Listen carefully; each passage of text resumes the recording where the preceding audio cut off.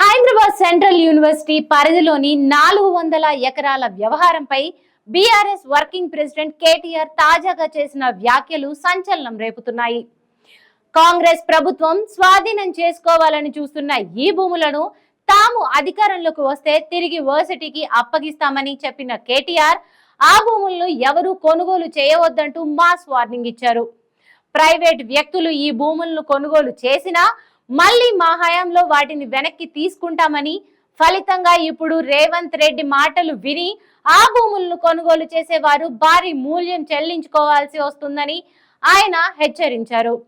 కేటీఆర్ చేసిన ఈ కమెంట్స్ ప్రస్తుతం రియల్ ఎస్టేట్ రంగంలో ప్రకంపనలు రేపుతున్నాయి.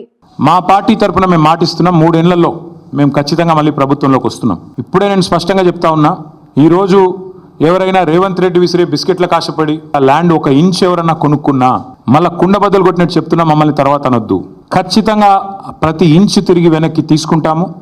ఆ 400 ఎకరాలు పొరపాటున కూడా ఎవరు కొనవద్దు. కొంటే మీరు నష్టపోతారు. మమ్మల్ని తర్వాత తప్పుపడ్డద్దు. ప్రభుత్వంలోకి వచ్చిన తర్వాత కాదు, 3 ఏళ్ల ముందు చెప్తున్నాము. మమ్మల్ని తర్వాత అనవద్దు. ముందే చెప్తున్నాము, ఈ ప్రభుత్వం రియల్ ఎస్టేట్ విస్తరణ కాంక్షతో పనిచేస్తోంది. హెచ్సియు పరిధిలోని 400 ఎకరాల భూముల్ని ఎవరు కొనకూడదని కేటీఆర్ హుకుం జారీ చేయడం రాజకీయ వర్గాల్లో, ముఖ్యంగా రియల్ ఎస్టేట్ రంగంలో తీవ్రంగా చర్చనీయాంశమయ్యాయి. కేటీఆర్ వ్యాఖ్యలతో రియల్ ఎస్టేట్ వ్యాపారుల్లో ఓ రకమైన భయాందోళనలు రేకెత్తే ప్రమాదం లేకపోలేదన్న వాదనలు వినిపిస్తున్నాయి. ప్రభుత్వాలు వేలం వేసే భూములను నిబంధనల మేరకే దక్కించుకొని రియల్ ఎస్టేట్ వ్యాపారులు సాగుతున్నారు. అది చాలా సహజం కూడా. ఏ రాష్ట్రమైనా అభివృద్ధి చెందాలంటే రియల్ ఎస్టేట్ చాలా కీలకం. హైదరాబాద్ వేగంగా డెవలప్ కావడానికి, దేశంలోనే one of the biggest city అవడానికి ఈ రియల్ ఎస్టేట్ కూడా ఒకానొక కారణం. ఆ క్రమంలో నిరుపయోగంగా ఉన్న భూముల్ని అమ్మి వాటి ద్వారా వచ్చే ఆదాయాన్ని రాష్ట్ర బాగు కోసం వినియోగిస్తారు. అది ఏ ప్రభుత్వమైనా సరే. ఇదే విధంగా సెంట్రల్ యూనివర్సిటీ పరిధిలోని భూములని ఐటీ కంపెనీలకు అమ్మి దాని ద్వారా వచ్చే వేల కోట్ల ఆదాయాన్ని సంక్షేమ పథకాలకు ఉపయోగించాలనేది ముఖ్యమంత్రి రేవంత్ రెడ్డి చేస్తున్న ఆలోచన.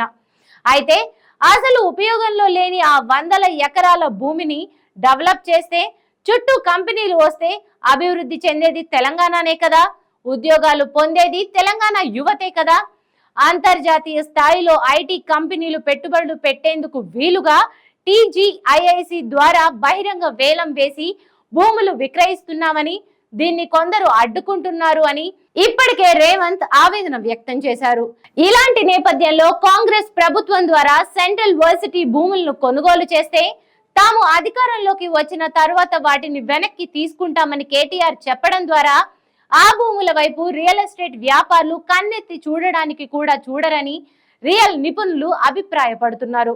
అంతేకాకుండా కాంగ్రెస్ సర్కార్ ఇతరత్రా భూములను వేలం వేసినా భవిష్యత్తులో బీఆర్ఎస్ అధికారంలోకి వస్తే ఎక్కడ లాగేసుకుంటుందోనన్న భయాందోళనలు కూడా రియల్ వ్యాపారుల్లో రేకెత్తే ప్రమాదం లేకపోలేదని వారు అంటున్నారు. బీఆర్ఎస్ అధికారంలో ఉన్నంత కాలం నగరంలోని ఇలా నిరుపయోగంగా ఉన్న భూములను వేలం వేసి ప్రభుత్వానికి భారీగా ఆదాయాన్ని సమకూర్చిపెట్టారు. ఆ భూములను ఉపయోగంలోకి తీసుకొని వచ్చి రియల్ రంగాన్ని పరుగులు పెట్టించింది బీఆర్ఎస్. మరి ఇప్పుడు అదే పని కాంగ్రెస్ చేస్తుంటే అడ్డుకోవడం ఏంటని రియల్ ఎస్టేట్ వ్యాపారులు ప్రశ్నిస్తున్నారు. ఇప్పటికే హైడ్రా లాంటి వాటి వల్ల హైదరాబాద్ రియల్ ఎస్టేట్ రంగం కాస్త మందగించిందనేది వాస్తవం. ఇలాంటి టైంలో మళ్ళీ తిరిగి పుంజుకోవడానికి రేవంత్ రెడ్డి విశ్వ ప్రయత్నాలు చేస్తున్నారు. దానికి నిరుపయోగంగా ఉన్న హెచ్సియు భూములను ఉపయోగించుకోవాలనుకున్నారు. ఈ నేపథ్యంలో కేటీఆర్ చేసిన వ్యాఖ్యలు హైదరాబాద్ రియల్ ఎస్టేట్ రంగ పురోగభివృద్ధికి అడ్డంకిగా మారే ప్రమాదం ఉందనే వాదనలు రాజకీయ వర్గాల్లో వినిపిస్తున్నాయి.